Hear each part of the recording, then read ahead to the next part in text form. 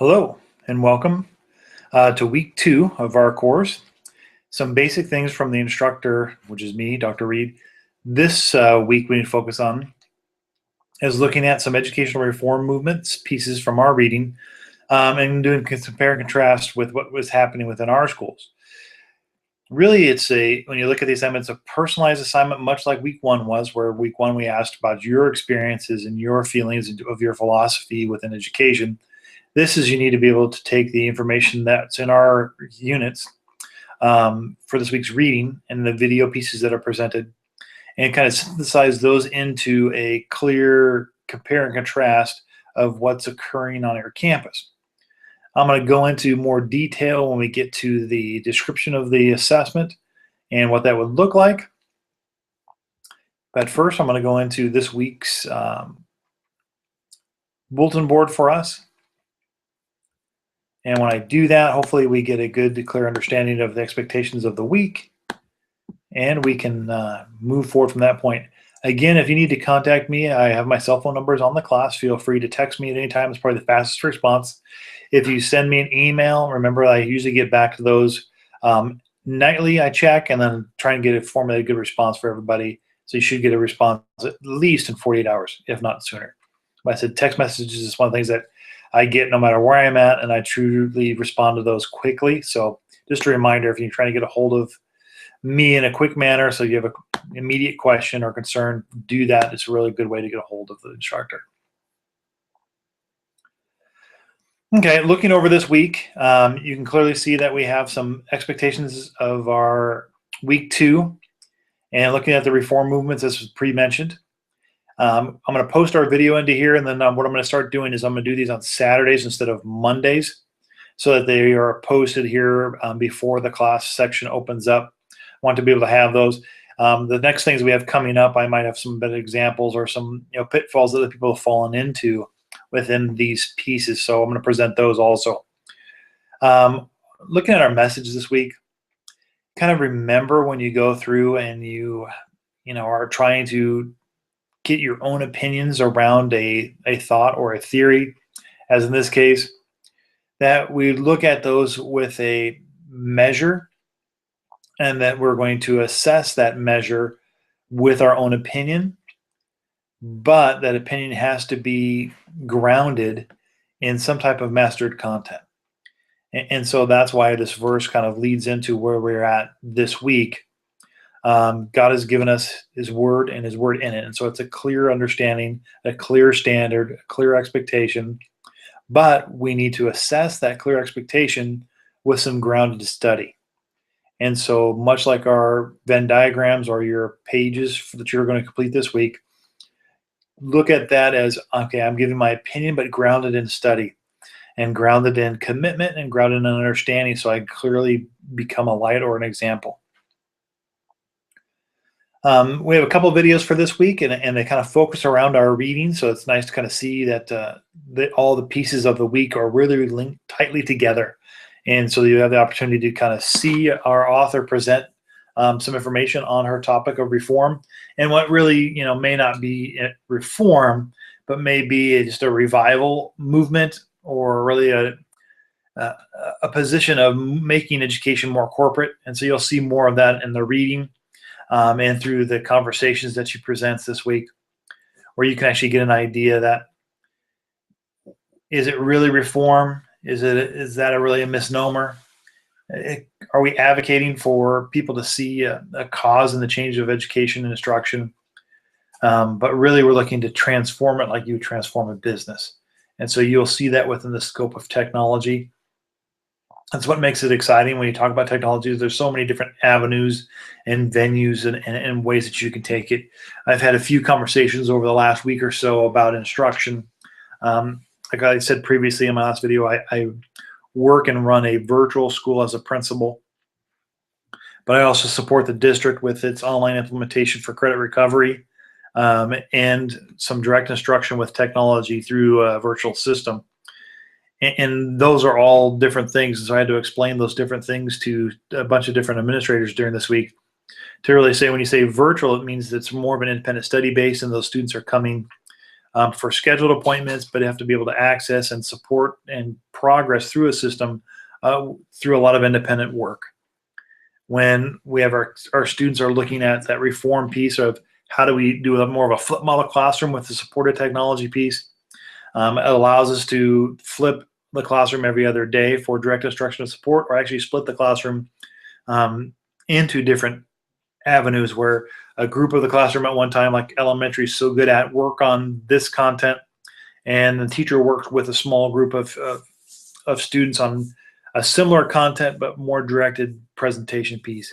And then you look at the credit recovery end of electronics that a lot of schools and high schools are trying to use, like after school remediation, to make up credits and what that looks like, and how they are rushing students through the content pieces and kind of water down the essence of the key components or standards of a lesson to make sure that the students get those pieces done before they earn credit for a course.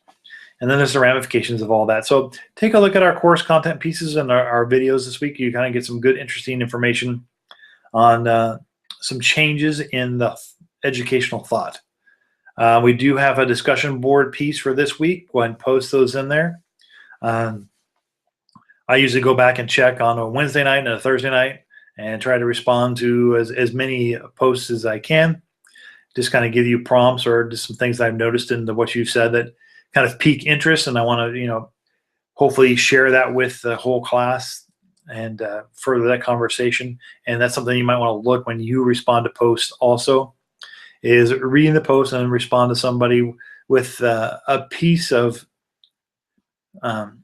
interest that you found in their post, and what would really be a good response or something that you might look at to, how would I, if I was having a conversation with this person the first time and they made that presentation, what type of questions might I ask, or what kind of comments might I make to clearly define my thought around that post or that conversation. And so we try to do this in this asynchronous model that we have with our discussion board. So remember that when you're kind of posting some things out there. And then looking deeper into our assignment this week, again, it's due on Sunday night at 11:59 p.m. And so that's Sunday night late. And then our assignment is really asking us to do an analysis of our district. It's 30 points due on Sunday. And then we're going to do that compare and contrast of reform movements delineated by our author of one of our texts and chapters 3 through 5 with the school improvement initiatives of our current district and organization. Some big things within here, you can just write this and say, here are my 2 to 3 pages of an essay that define my compare and contrast. Let me give you some hints on compare and contrast pieces. Typically in the introductory paragraph, you kind of introduce your theory or your theme for the paper, and then you look at a single item as you go through those supporting paragraph pieces. And so here are the pros. In this case, here are one example, and how those are contrasted or how those are similar in another paragraph. And you make it easier on the reader if you keep those pretty tight to where you say, here is the one thing I saw, here's how it's different, or here's how it's the same, here's the. So if you're writing it in a compare and contrast essay in a master's program and interrelated and linked together, paragraphs should be somewhat equal in definition and in length. Length is not necessarily the tool of making sure that you have a deep knowledge of it, but the tighter your paragraphs are, the more clear details that you can present is a nice way to communicate your understanding of the resources and things that are out there to support your ideas. And so we look at those pieces. If you're looking at a graphic organizer, it's a unique way to present information. Typically within a graphic organizer, I use things like Google Draw, and I go in and kind of put in a typical Venn diagram, here are my bubbles, and then my bubbles or my circles are the individual pieces that represent each entity, and then where those entities are similar and where they are different, and why they are different. And so to get that why answer within a Venn diagram, if that's your presentational model, we're looking at you put in at least a paragraph of why those things are outside of the norm and why those things are linked together. and then what your feelings are about those. So that's a paragraph explanation of what that Venn diagram is trying to represent within the tones or the topics that you went. I've had many students do Venn diagram pieces for me in the past for compare and contrast. It actually helps if your professor ever asks you to write a paper on compare and contrast. If you start out with a Venn diagram, it will help your paper flow and have that tightness to it, like I've spoken about before. So that's something you can kind of look at here. Going back to our session, that'll be it. It'll be posted into the class here on the day that it was due. So that is our typical week, but this is our week 2. Thank you for tuning in to this instructor lesson. And hopefully you guys have a good concept of what's expected to complete this week. If you have any questions, like I said, please communicate any mode that you feel most comfortable.